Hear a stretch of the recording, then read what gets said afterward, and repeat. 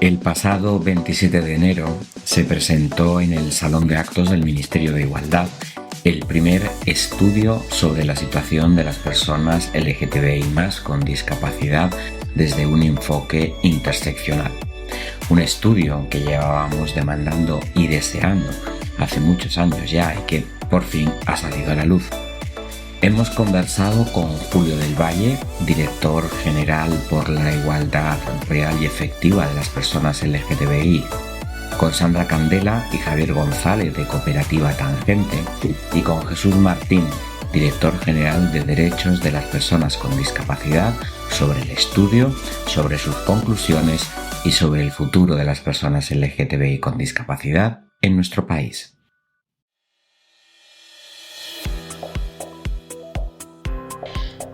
Tenemos con nosotros a Julio del Valle, que es el director general para la igualdad real y efectiva de las personas LGTBI+, del Ministerio de Igualdad, y le vamos a hacer una primera pregunta sobre este estudio sobre la situación de las personas LGTBI+ con discapacidad en España.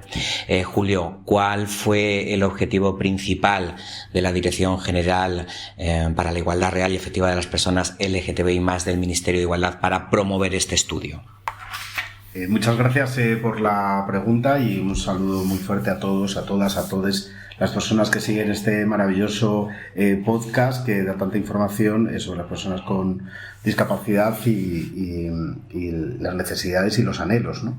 Que al final este estudio se trata de eso, se trata de dar luz a todas las situaciones relacionadas con la LGTBI-fobia y especialmente aquellas que tienen una cierta interseccionalidad, como puede ser el capacitismo, y cómo esas dos realidades marcan vidas de personas. Y este ministerio y mi dirección general tiene ese rol, ¿no? De intentar que la igualdad no se quede solo en la legislación, sino que vaya a la vida y al día a día de las personas. Entonces, por eso lanzamos este estudio, un estudio que es previo incluso a la Ley 4/2023, porque es un estudio que se lleva trabajando hace bastante tiempo, pero que en la ley también recoge en el artículo 71 que tenemos que hacer una especial mirada a la discapacidad y a las personas LGTBI. Necesitamos todavía muchos estudios relacionados con LGTBI, estoy pensando pues en sinhogarismo, estoy pensando en mayores. Estamos muy necesitados de datos porque las políticas públicas en relación a las personas LGTBI no se han construido hace tanto tiempo. Entonces, es verdad que todos los temas relacionados con orientación e identidad pues marcan vidas de personas y este estudio viene un poco como decía al principio, a dar luz sobre necesidades a todos los niveles, no solo desde el punto de vista de tu orientación y tu identidad, sino cómo eso te marca luego en tu vida familiar, en tu vida comunitaria, cómo te marca en el empleo, cómo te marca en tus relaciones sociales, cómo te marcan en la afectividad también. De todo eso va este estudio. Julio, ¿cuáles son los pasos a seguir desde vuestra dirección para trabajar por la igualdad de las personas LGTBI+ con discapacidad en nuestro país? ¿Cuál es vuestro mapa de actuación? Sí, esta primera fase es bastante importante, que es que la sociedad tome idea de la dificultad que es ser una persona LGTBI y tener algún tipo de discapacidad. Yo creo que ese es el marco fundamental, es decir, esa realidad existe, es una realidad que está presente en nuestra sociedad, como hemos visto en los datos del informe, que es una realidad muy dura, porque si ya ser una persona LGTBI tiene bastantes dificultades, si a eso le sumamos la interseccionalidad, pues hace que la realidad todavía sea más dura. Entonces yo creo que el primer paso siempre es concienciarnos, ¿no? Concienciarnos de lo que estamos pasando, ¿no?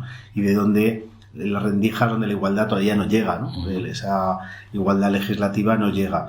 Y esa es un poco los pasos que estamos dando. La idea nuestra es hacer un seminario al que estáis todas y todos invitados para desarrollar todos los datos del informe, más allá de la presentación que hicimos a prensa hace unos días, y tenemos que desgranar y trabajar todos estos datos y también, por supuesto, con los ministerios que también tienen competencias en el ámbito de la discapacidad u otros ámbitos. También vamos a hacer un informe que lo vamos a traducir al inglés, porque es verdad que queremos que en nuestro marco europeo, que no hay ningún informe similar, pues lo que dice muchas veces el presidente del gobierno, ¿no? Que yo creo que estamos siendo punteros y más en esta ola reaccionaria que existe a nivel internacional de decir, no, es que no necesitamos menos derechos, como parece que está produciéndose en algún país del mundo, sino que necesitamos mucho más. Necesitamos que la cohesión social signifique que ningún ciudadano o ciudadana quede atrás por algún condicionamiento del tipo que sea, ¿no? Ese es nuestro objetivo, y es un objetivo además que creo que es positivo para la ciudadanía, ¿no? Nadie estamos exentos de ninguna de estas situaciones que podamos producirnos a lo largo de la vida, y que tener detrás un Estado que te respalda, que te apoya, que te da los mecanismos para poder ser feliz, que en el fondo es un poco el objetivo que tenemos todos y todas, pues esto es un primer paso. A nivel general, desde las políticas hacia las personas LGTBI+, este año la Federación Estatal ha dicho que un poco el tema es lo rural, ¿no? Las personas LGTBI fuera de las grandes ciudades. Pero ¿cuáles son un poco los principales aspectos a trabajar en este 2025 desde vuestra dirección, haya o no haya discapacidad? Sí, uno de nuestros puntos focales también es el sexilio, el tema que ha presentado la FLGTBI, porque además es un mandato de la Ley 4/2023. Una de las disposiciones obliga a que la Dirección General hagamos un informe que hemos contratado ya hace ya unos meses para ver toda esa realidad, ¿no? La realidad del sexilio, la realidad de las personas LGTBI que viven en entornos rurales o en ciudades medianas pequeñas, como eso también hay una motivación en cuanto al movimiento de personas dentro del país. Y no solo dentro del país, sino también a nivel internacional. Nosotros que desde aquí analizamos las situaciones de asilo y de protección internacional de muchas personas LGTBI a lo largo del mundo que mueven de país, no solo por una situación económica, etcétera, sino que esto es una causa de despoblación dentro de nuestro país y también de migraciones a nivel internacional. Con lo cual es algo que también tenemos que poner un poco el foco, ¿no? Sobre todo para construir políticas públicas de cara a un futuro en el cual la gente pueda vivir donde quiera vivir y no solo donde te sientas en un entorno más seguro, que a lo mejor a veces parece que son las grandes ciudades, pero a veces son las pequeñas, ¿no? Yo he tenido bastantes conversaciones con concejales en áreas rurales, personas LGTBI también, y te dicen, oye, una vez que pasa un primer paso adelante, en mi entorno al final es mucho más seguro en una ciudad de 70 o 80 mil personas que en una ciudad como Madrid, en la cual tienes otras oportunidades, pero ese entorno de tu familia, tus primos, tus compañeros del colegio, tus no sé qué, te hacen también un entorno seguro que en Madrid no lo tiene. Madrid tiene esas otras capacidades, o Barcelona o ciudades grandes, pero hay otras que yo creo que tenemos que poner en valor, que el medio rural y las ciudades medianas pequeñas son entornos seguros para las personas LGTBI. Otro tema que también vamos a trabajar este año es el tema de las terapias de conversión. Hay unos datos, en medios de comunicación está saliendo todo este tiempo y es algo que hay que parar, ¿no? Hay que parar, y nosotros vamos a empezar también a analizar todas las denuncias que hemos recibido relacionadas con este tema, y vamos a ver si incluso a nivel parlamentario pues también hay un esfuerzo para desterrar todo esto, ¿no? O sea, porque todo esto al final atenta contra nuestra identidad o nuestras identidades, atenta contra nuestras orientaciones, atenta contra lo que nosotros somos, y entonces intentar modificar todo eso con una pseudoterapia, pues al final es imposible, porque las terapias nunca han conseguido nada de esto, pero lo que sí que dejan unas secuelas enormes a nivel psicológico en las personas que han sufrido todas estas terapias de conversión, aversión, etcétera. Esa es otra línea de trabajo que vamos a tener a lo largo de este año. Y por supuesto las estrategias, ¿no? Las estrategias que marca también la Ley 4/2023, que aprobaremos a lo largo de este primer semestre del año, y en el cual ya ahí sí que vamos a construir toda una política pública en torno a la ley, ¿no? La ley necesita todavía desarrollos, la ley necesita ser también aterrizada, no solo a nivel de Estado o del gobierno, sino también de comunidades autónomas, de ayuntamientos, de instituciones, de universidades. Hay todo un recorrido de la ley en el cual las estrategias pues ponen trabajos, ponen tareas a cada una de las administraciones que vamos periódicamente evaluando para tener un mejor recorrido hacia las personas LGTBI. También es verdad que dice ILGA que somos el cuarto país en cuanto a cumplimiento de derechos.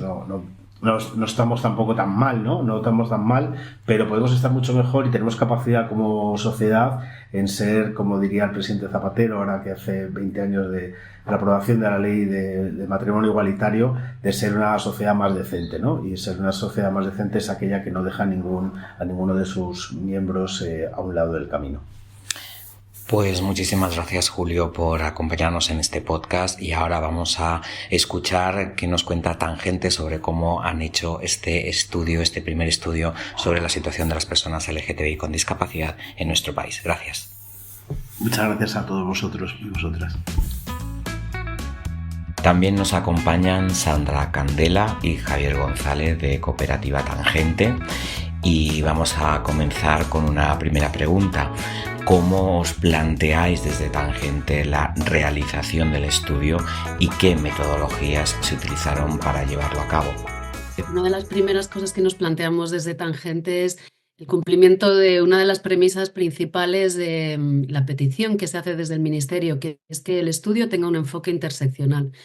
Esto es una singularidad y una novedad a la hora de realizar estudios sobre colectivos diversos, que es que por un lado centra mucho la atención en lo que es la recogida de información cualitativa frente al valor numérico, frente a la importancia de la frecuencia. También se pone peso en la importancia de los discursos, de las narraciones de las personas y por tanto de la experiencia subjetiva que cada una de las personas tiene, de la experiencia de discriminación o de apoyo.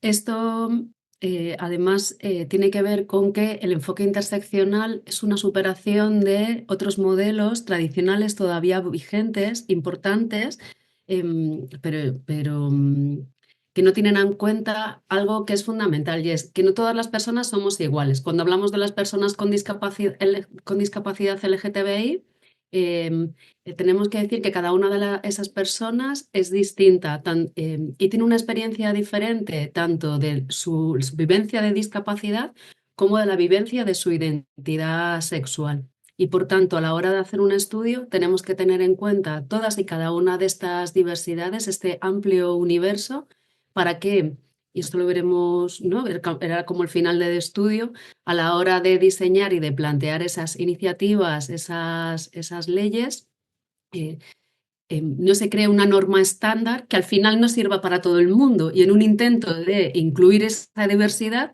nos sigamos dejando gente fuera. Sandra, Javier, ¿cuáles fueron los principales hallazgos en los diferentes ámbitos de la vida de las personas LGTBI más con discapacidad, como el familiar, el laboral, el sanitario o el educativo?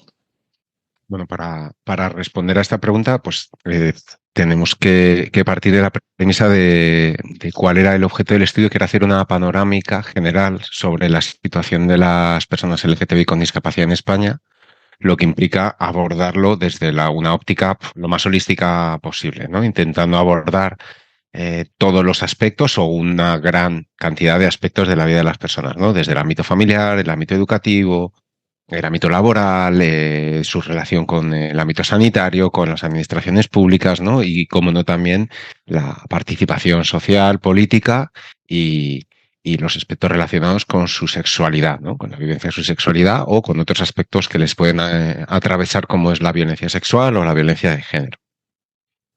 Para ello, hemos realizado una aproximación al estudio desde una óptica cualitativa y cuantitativa, implementando multitud de técnicas que tratasen de cubrir desde la óptica que planteaba Sandra, ¿no? Hace un momento, de la interseccionalidad, tratando de abarcar el conjunto de diversidades por las que se ven atravesadas las personas en su día a día, para lo cual hicimos un diseño muestral en que tratábamos de abarcar y abordar la complejidad de las múltiples intersecciones que se dan en todas estas personas, ¿no? Partiendo de esta premisa, elaboramos un cuestionario online que luego abordaremos, ¿no? Los aspectos de accesibilidad y unas en las que, sobre todo en este cuestionario, nos centrábamos en preguntar sobre los aspectos más relacionados con la familia, con la educación, con la sanidad, con lo laboral, Y en las entrevistas personales y historias de vida abordábamos aspectos más del ámbito de la participación, de la sexualidad, de sus relaciones cotidianas en el día a día. ¿De acuerdo? Así, bueno, el estudio pues, se pueden extraer conclusiones tanto desde el punto de vista cuantitativo como desde el punto de vista cualitativo.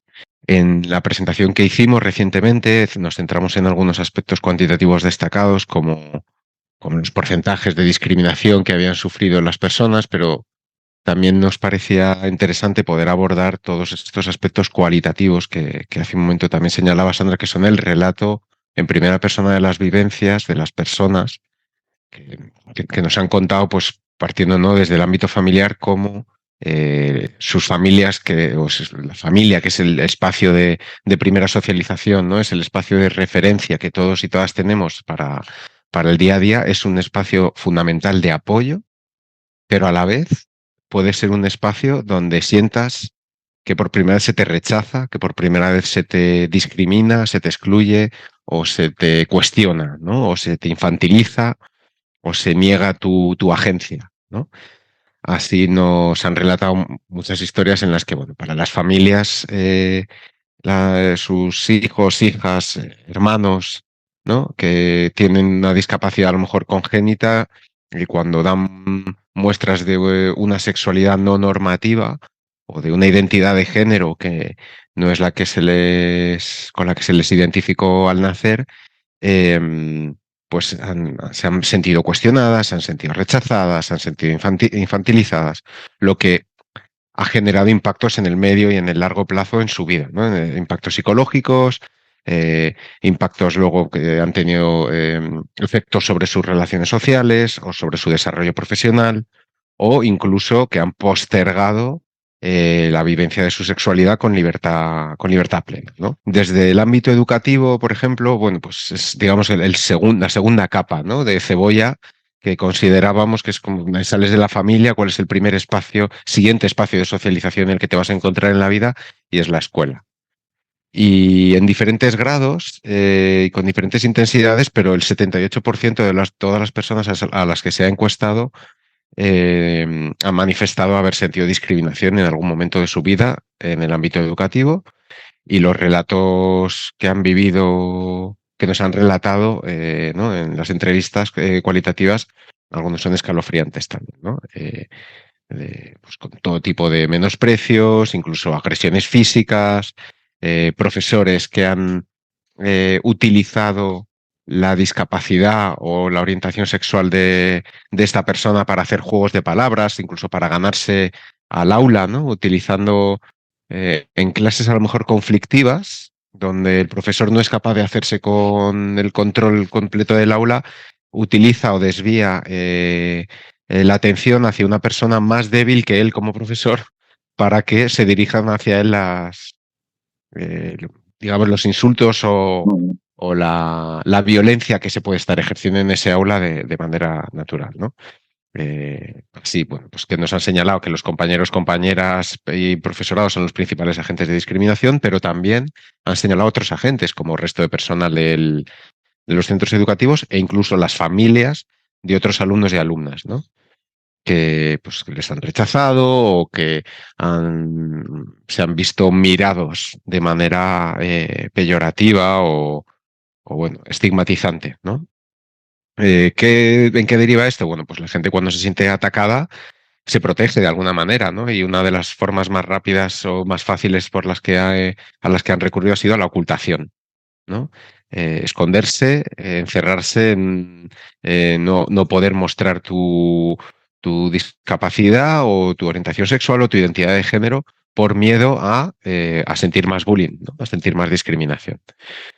Por otro lado, también nos contaban cómo muchas personas han solicitado apoyos para la realización de exámenes o para acceder a los estudios, y cómo se les ha rechazado también, ¿no? Cómo desde el propio profesorado, los centros educativos, incluso llegando a la universidad, se les ha negado esos apoyos que pues, igual pueden ser simplemente un poco más de tiempo o algún descanso por fatiga, ¿no?, a la hora de realizar un examen, y como eso también pues, se les ha negado y y aunque en menor medida en los ámbitos educativos superiores, pero también se ha dado, ¿no? No es algo que se niegue.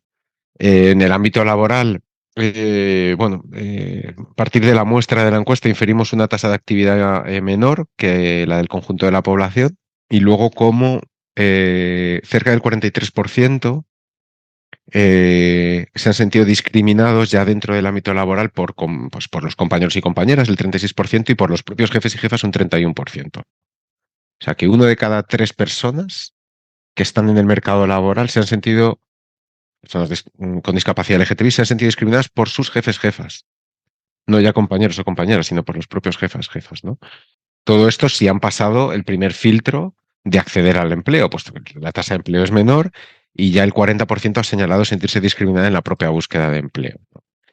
Hay una sensación de impotencia, de indefensión y de que tienes menos poder. Claro, en el ámbito laboral el poder lo tiene el empleador o la empleadora, y entonces mucha gente se ha visto paralizada y por miedo no han hecho nada, ¿no? Cuando han sido discriminadas por miedo eso, o a sentirse en foco de más discriminación o incluso a perder el propio empleo, ¿no?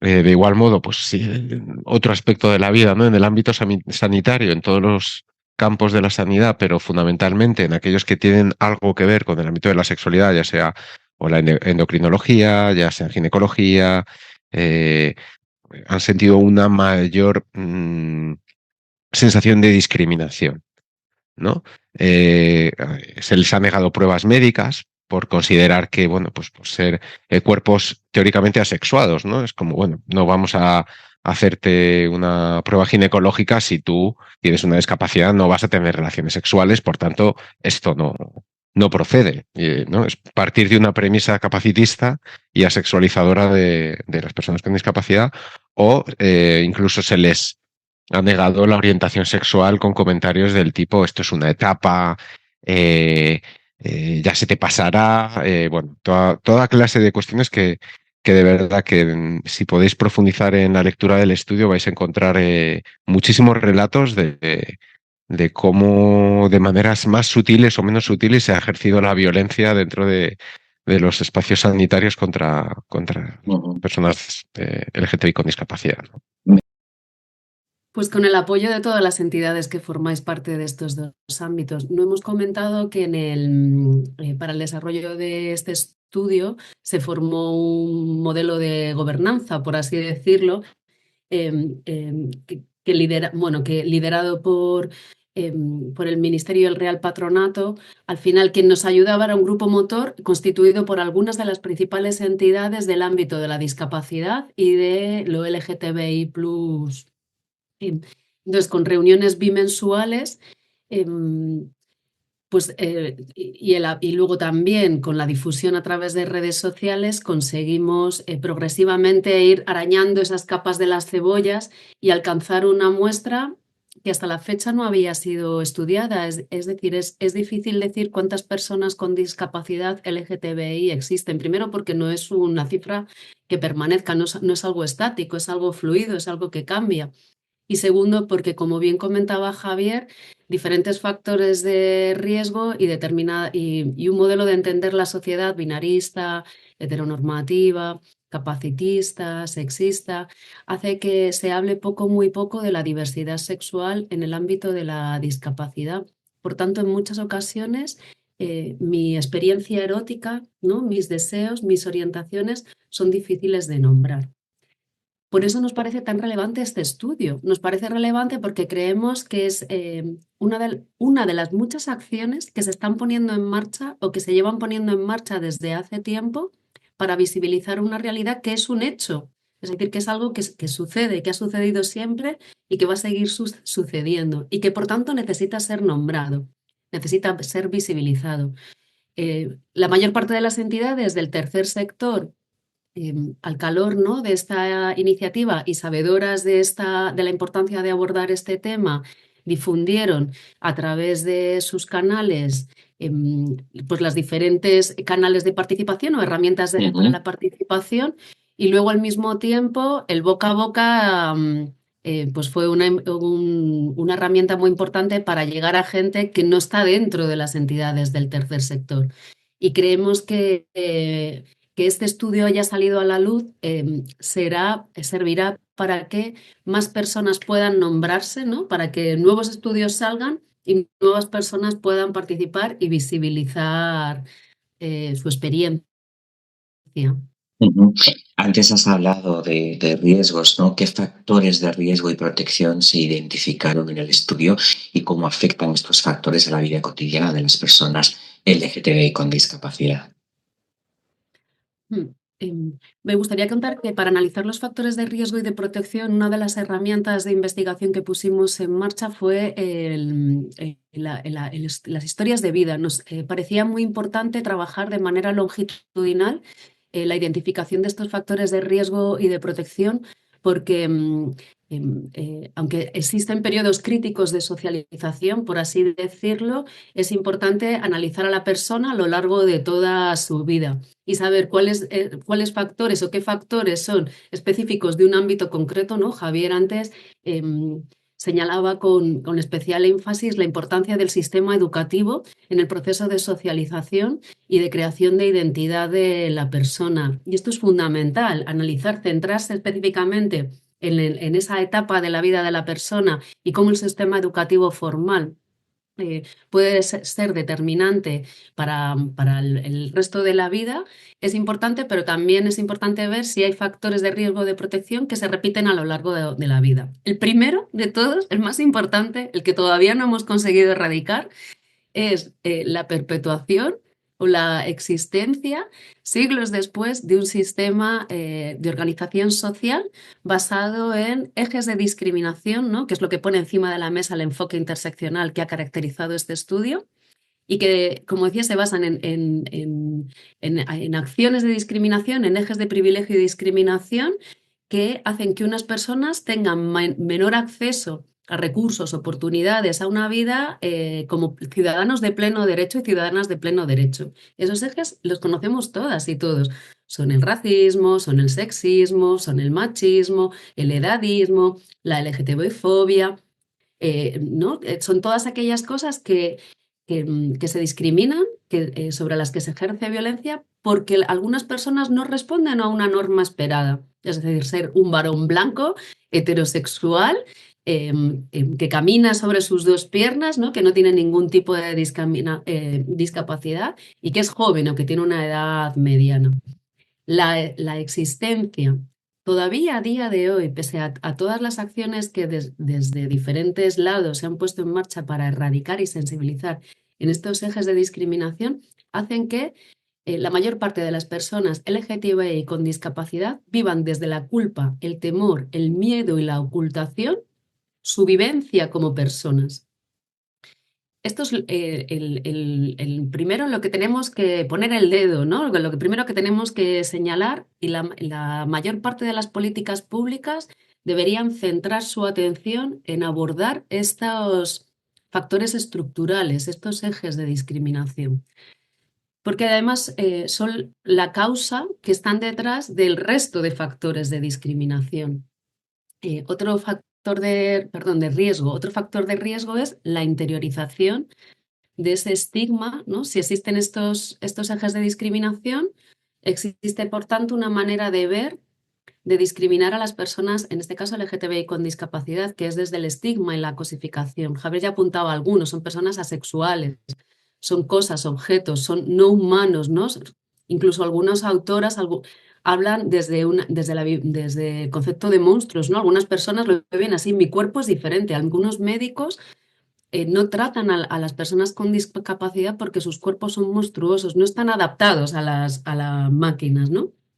Entonces, recibir este tipo de mensajes a lo largo de toda tu vida, en muchas ocasiones es algo que se acaba interiorizando y, por tanto, la identidad de la persona y todas las estrategias y pautas de comportamiento que pueda poner en marcha a lo largo de su vida van a ser desde esa interiorización del estigma. No todas las personas están ahí, porque a veces se dan factores de apoyo y de protección que hacen que yo tome distancia crítica con estos ejes de discriminación social, tome conciencia de que el capacitismo, el sexismo, el racismo, el edadismo existen y por tanto resignifique mi identidad, ¿no? Resignifique esos atributos negativos y desde ahí ponga en marcha habilidades de autonomía, autodeterminación, empoderamiento que me hacen tener una vivencia más positiva, incluso enriquecedora de la diversidad.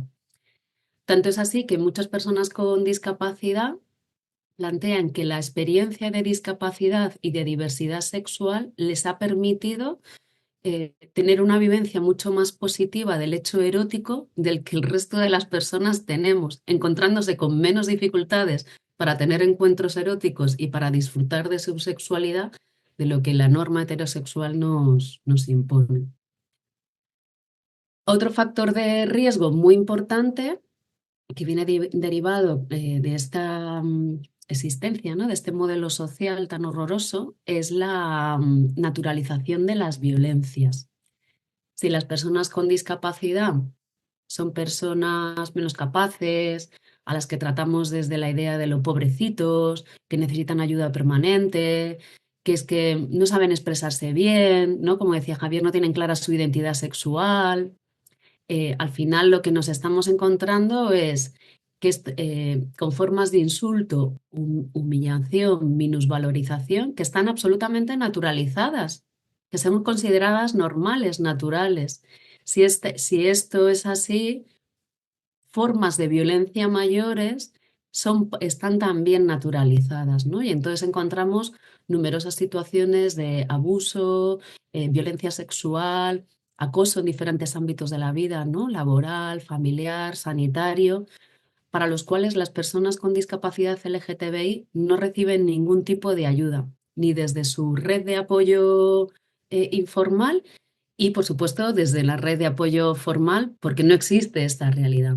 Y ya la última, por señalar así como las tres más destacadas, es algo que se viene señalando desde el tercer sector y desde el propio entorno de la discapacidad desde hace un montón de tiempo, que es la falta de accesibilidad o que las ciudades y los entornos o los pueblos no se piensan desde los principios del diseño universal. Entonces, la falta de accesibilidad no permite que yo pueda transitar por el entorno urbano con la misma dignidad y con la misma facilidad que el resto de personas. Por tanto, esto incrementa mi aislamiento, esto incrementa mis dificultades para acceder a puestos de trabajo, para acceder al ocio, ¿no? Como para acceder a la vida cotidiana como el resto de personas. Y esto es algo que señalan las personas con discapacidad, es importante porque no solamente beneficia a las propias personas con discapacidad, sino que beneficia a todo el mundo en su conjunto, a las personas que dan apoyo, pero también a todas las personas que nos movemos, ¿no? Transitamos de diferentes maneras. Y ya que tratas el tema de la accesibilidad, ¿no? Es decir, ¿cómo abordasteis estas cuestiones de la accesibilidad para que nadie se quedara fuera de ese estudio y qué recomendaciones se hicieron para asegurar la inclusión de las personas LGTBI más con discapacidad en todos los ámbitos? Bueno, en este sentido, al igual que la interseccionalidad era un requisito también establecido en los propios pliegos del estudio, la accesibilidad también. Muchas veces se hace gala o se enuncia, ¿no?, que la accesibilidad tiene que ser algo primordial dentro de las políticas, pero realmente pocas veces se lleva a cabo un análisis exhaustivo de cómo garantizar esa accesibilidad, ¿no? Entonces, en sí ha sido una investigación lo que es la propia accesibilidad del estudio, ¿no? Hemos hecho revisión bibliográfica, nos hemos entrevistado con multitud de personas, pues con la Comisión Nacional de Lenguaje y Audio subtitulado, con la propia ONCE nos ha validado los cuestionarios, hemos tenido en torno a 8 o 10 entrevistas con plena inclusión para garantizar o para conocer y poder hacer un diagnóstico que analizase cuáles eran las necesidades que en este estudio en particular, en el que íbamos a implementar entrevistas y un cuestionario, más un grupo de trabajo, ¿no?, sobre políticas públicas, que íbamos a necesitar para llegar a la mayor cota de accesibilidad posible, sin poder alcanzar el 100%, porque algunas cosas se nos han escapado, ¿no? Pues quizá por limitaciones temporales o presupuestarias, pero, pero bueno, ya en sí, lo que es el propio diagnóstico y análisis que hemos hecho para adaptar, que el cuestionario estuviese en lectura fácil, que el cuestionario estuviese en una plataforma digital que permitiese la audiodescripción para lectores de pantalla para personas ciegas, que el cuestionario tuviese subtitulado y estuviese con una intérprete de lengua de signos que pudiese, ¿no? Con cada una de las preguntas del cuestionario, estuviese acompañada, ¿no? por el lenguaje de signos, que en cada una de las reuniones hubiese o se contemplasen medidas de accesibilidad, no físicas, sino también pues, para personas con discapacidad auditiva, pues que hubiese un intérprete de lengua de signos. Todas estas cuestiones se han tenido en cuenta a la hora de diseñar las herramientas, pero también hemos llevado a cabo procesos de reflexión interna y de asesoramiento con estas entidades, las entidades del grupo motor y otras que nos han asesorado, para que cómo hacer que en las entrevistas las personas se sintiesen más cómodas, para poder abordar además aspectos de la vida críticos y personalísimos como es el de la sexualidad, ¿no?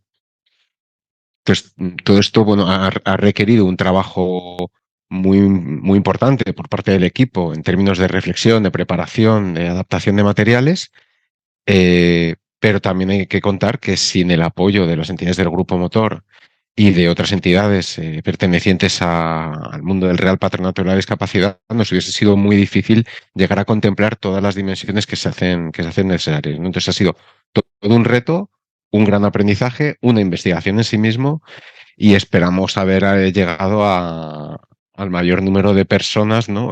Posibles, bueno, así siempre se puede mejorar, ¿no? Por ejemplo, una de las cuestiones que reflexionábamos en su día era cómo llegar a las personas sordociegas, pero es una cuestión que, bueno, pues hubiésemos necesitado que asistentes personales se implicasen dentro del proceso, ¿no? Para poder realizar con ellos las entrevistas, para poder pasarles el cuestionario. Sin embargo, bueno, pues por falta de tiempo y de recursos no ha sido posible llegar a todos los sitios donde nos hubiese gustado llegar, ¿no? O a las personas con una situación de alta dependencia que se encuentran en recursos residenciales, que están institucionalizadas. Ya no es solo que hagamos el cuestionario con un determinado tamaño de letra o contraste, sino que ese cuestionario, esa entrevista, llega a la persona que está metida dentro de un recurso, en una institución, en en un barrio de una ciudad concreta o en una residencia de un pueblo concreto, ¿no? Eso también tiene que ver con Y la... luego las personas racializadas o migrantes también ha sido un reto llegar a ellas, porque muchas se encuentran fuera del circuito del asociacionismo, ¿no? Digamos, del tercer sector o de determinadas clases sociales, ¿no? No podemos obviar también que hay muchas personas que se encuentran fuera completamente del radar de las entidades del tercer sector, que es al final de las que nos hemos podido nutrir para poder llevar a cabo el estudio, ¿no? Y una vez que se ponen todas las cosas encima de la mesa, que termináis un poco toda la parte de investigación, etcétera, ¿qué propuestas de políticas públicas se sugieren en el estudio para mejorar la situación de las personas LGTBI más con discapacidad y garantizar así sus derechos en igualdad de condiciones? Pues la primera propuesta es que todas las políticas públicas se diseñen desde un enfoque de interseccionalidad. Frente a una visión estandarizada de las personas, frente a una idea, ¿no? Siempre hay políticas para personas mayores, políticas para mujeres, políticas para personas migrantes.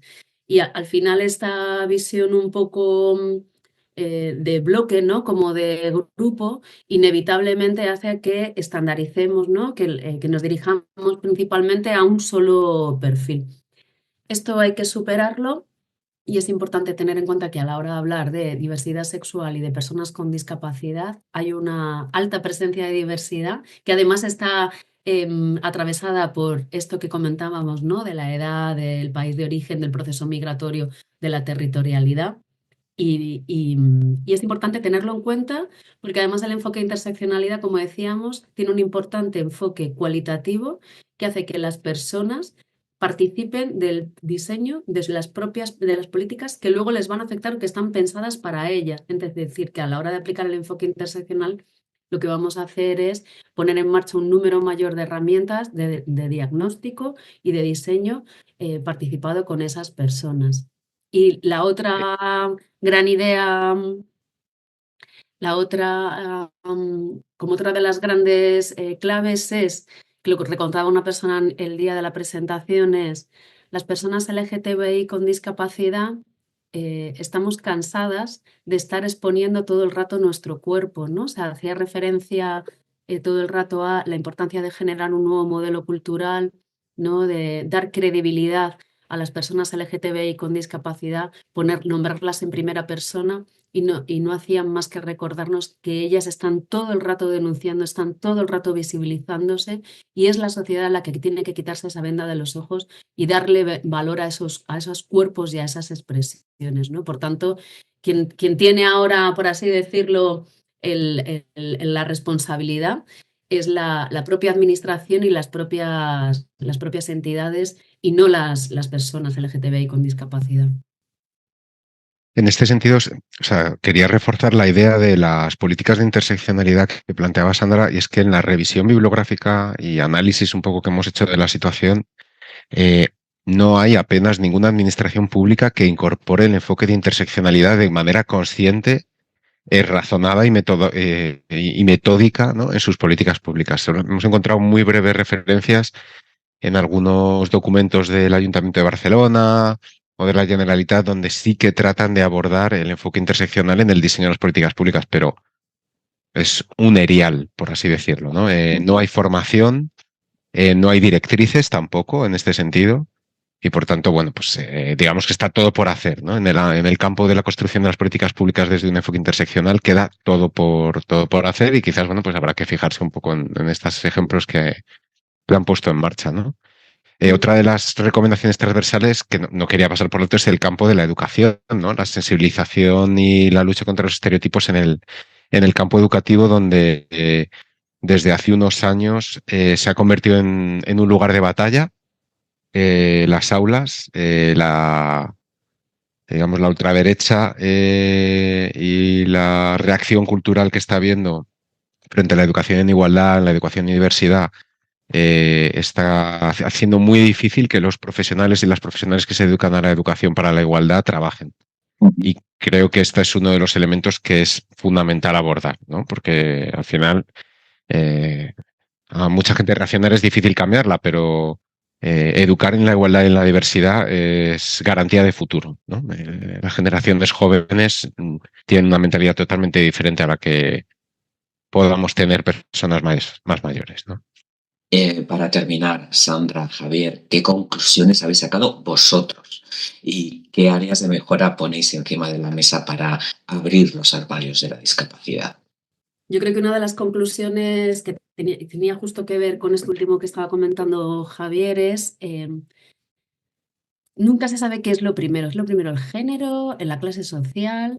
Una de las cosas que se ponen encima de la mesa en el estudio es que el capacitismo es un eje determinante de discriminación y de opresión y por tanto es fundamental transversalizar todo del enfoque capacitista. Pongo un ejemplo. Hablamos de la importancia de la educación sexual.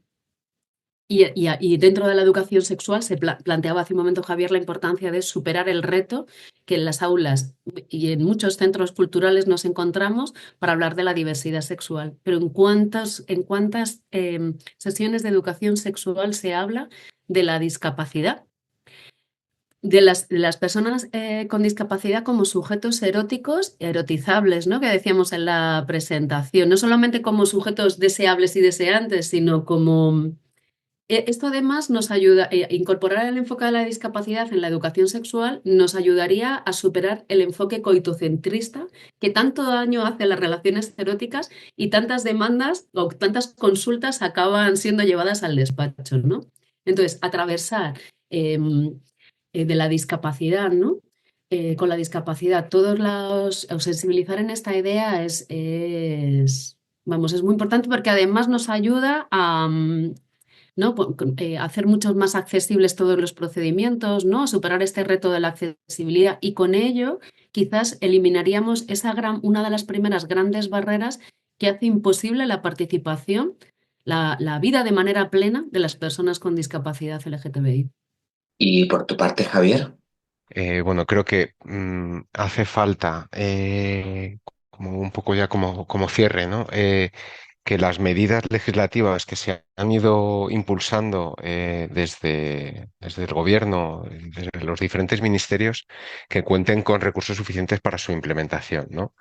Creo que la figura de la Autoridad Independiente para la Igualdad de Trato y la No Discriminación, que contempla la Ley 15/2022, integral para la igualdad de trato y no discriminación, debe ponerse en marcha y debe contar con recursos y mecanismos para vigilar y sancionar las conductas discriminatorias. Debe implementar políticas efectivas para que los delitos de odio se sancionen y debe hacerse un esfuerzo realmente potente por parte de las administraciones para no dar cabida a situaciones de discriminación, empezando por la propia casa, ¿no? Empezando por las propias administraciones públicas, dotando de formación y dotando de herramientas a los trabajadores y trabajadoras del sector público para que sepan afrontar estas situaciones con garantías y sin que quepa un atisbo de discriminación ni en el ámbito judicial, ni en el ámbito sanitario, ni en el ámbito educativo. Pues, fundamentalmente creo que tiene que empezar la administración a trabajar desde casa y empezar luego hacia afuera en lo que es todo el abordaje de la prevención, de la sensibilización y de la lucha contra la discriminación. Por último, le hemos hecho unas preguntas a Jesús Martín, director general de Derechos de las Personas con Discapacidad. Jesús, tras la lectura y análisis del estudio, ¿qué aspectos destacarías como puntos críticos que dificultan la plena inclusión de las personas LGTBI con discapacidad? Pues para mí el punto más crítico es que asumimos y aceptamos que somos seres asexuados. Y esto viene por esta ola capacitista que nos ha desnudado de nuestros propios derechos. Y tenemos que recuperar, aparte del espacio público, ese espacio personal de respeto a nuestra voluntad, de reivindicar nuestros deseos, identificarnos también en otras esferas como es la sexualidad y hacer agencia de este espacio en lo que refiere a la identidad de género, a la expresión de género o a la orientación sexual. Yo creo que ese es el punto más crítico, bajo mi punto de vista, que es un poco, rebelarnos o hacer una rebelión contra ese paradigma impuesto de que nuestros deseos, nuestra sexualidad, no tiene un valor específico ni siquiera para nosotras mismas. Para finalizar, Jesús, en tu opinión, ¿qué podemos hacer desde el movimiento asociativo de las personas con discapacidad para seguir trabajando con las entidades de la diversidad sexual? Yo siempre digo que las causas no deben ser únicas y las causas deben abrazarse entre sí. Mi causa natural ha sido siempre la discapacidad, pero no entiendo la discapacidad sin el ecologismo, no entiendo la discapacidad sin el feminismo y tampoco entiendo la discapacidad sin el tema de la reivindicación de los derechos LGTBI. Yo creo que el movimiento social de la discapacidad ya lo está haciendo, pues con una comisión específica que tú diriges, esa transición, pero eso que hace el CERMI estatal hay que llevarlo a las estructuras territoriales, hay que llevarlo a las asociaciones de base, que es ahí donde están las personas, es ahí donde están nuestras familias, y ahí es donde hay que abrir o hay que desencallar esos armarios para que eso también sea agenda de todo el movimiento social de la discapacidad y no únicamente de las cabeceras.